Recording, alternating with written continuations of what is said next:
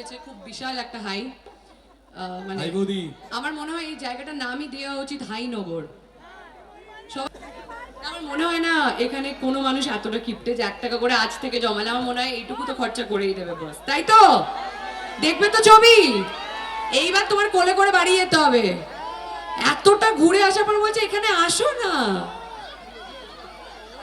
4-5টা ফোনে আমি সেলফি তুলেছি, ওই দিক আমার এখনো কোনো সেলফি পাইনি। মুখগুলো দেখো বেগুন হয়ে গেছে ওদের।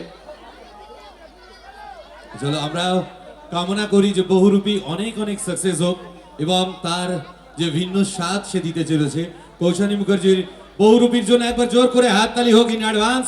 আর দুর্গাপূজায় আমরা সবাই সিনেমা হলে গিয়ে বইটা দেখতে যাব, এটা আমাদের কমিটমেন্ট রয়েছে। আবার একটা হাই উঠেছে, খুব বিশাল একটা হাই।